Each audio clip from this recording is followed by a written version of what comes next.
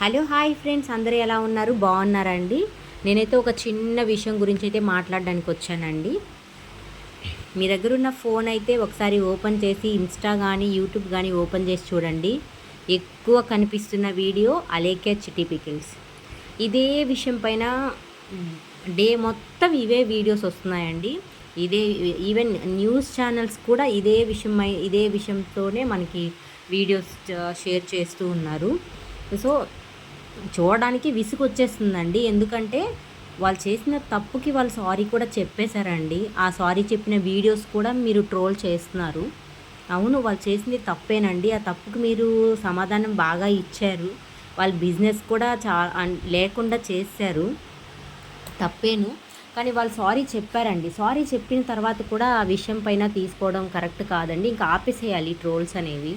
ఇంకా మీరు ఇదే విధంగా ట్రోల్స్ చేస్తుంటే వాళ్ళకి ఏదైనా జరగననేది జరిగినా కూడా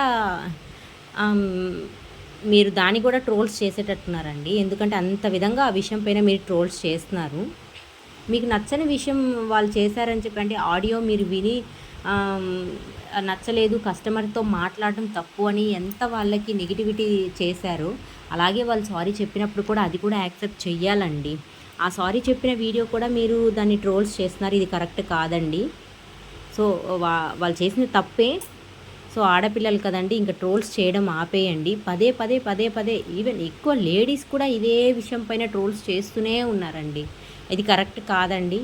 ఆవిడకి ఏదో హెల్త్ ఇష్యూ వల్ల హాస్పిటలైజేషన్ కూడా అయ్యింది. సో అది కూడా వీడియో తీసి పెట్టారు. ఈవెన్ అది కూడా డ్రామా అని చెప్పేసి ట్రోల్ చేస్తున్నారండి. ఆ వీడియోలు వాళ్ళు చూస్తే చాలా హర్ట్ అవుతారండి. ఎవరికైనా హర్టింగ్ ఉంటుంది.